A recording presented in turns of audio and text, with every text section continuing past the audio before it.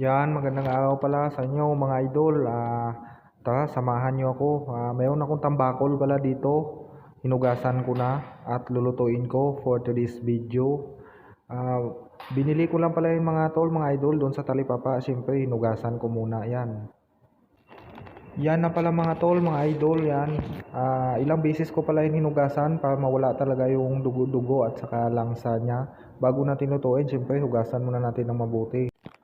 Yan na pala yung mga aromatics natin. Mayroong luya, sibuyas, tapos paminta. Siyempre, hindi mawala yung sili dyan. Yan na pala yung isda natin mga idol.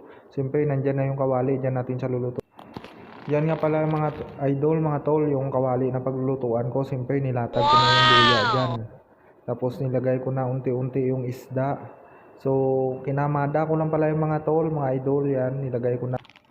Ayos pala yung mga tol. Ayan, inisa-isa ko na ng lagay para ma-file ng maigi. Saka yan, pinahiwa ko na yun pala yung mga tol. Kaya pagdating sa bahay, hinugasan ko na siya. Yan na pala mga tol.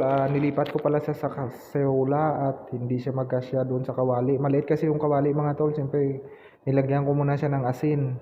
Tapos, siyempre, magic sarap. Ang una ko palang gagawin yan mga tol ay papaksiwin ko muna siya sa suka. Yan.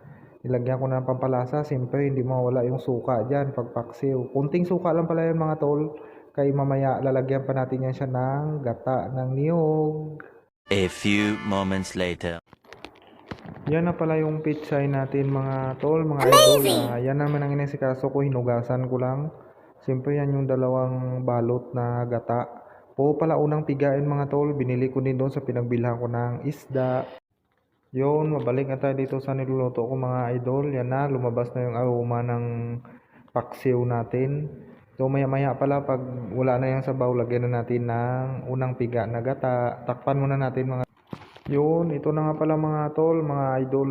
May natira pa siyang sabaw pero kukuntiin lang. Bali pinatay ko muna pala yung apoy. Yan, nilagay ko na yung unang piga na gata. Isang balot pala yan mga tol, mga idol, ng plastic labo.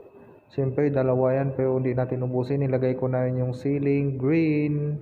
Pampabango pala yung mga tol. Siyempre, hindi natin tatakpan yan. Yun, ito na nga pala mga tol, mga idol. Nilagay ko na yung pechay. Dalawang tali pala yan siya mga tol. Binili ko kanina. Siyempre, ilublob natin yan sa kumukulo na sabaw ng gata, ng nyog. Hindi ko pala mga tol, mga idol, tinakpan yan kasi para hindi magbuo-buo yung gata. Hayaan na natin na kumulo.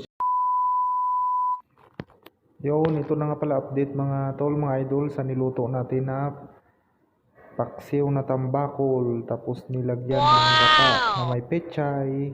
Yan na mga tol, luto na yan. So tara, samahan nyo ako, mag food trip tayo. Eventually.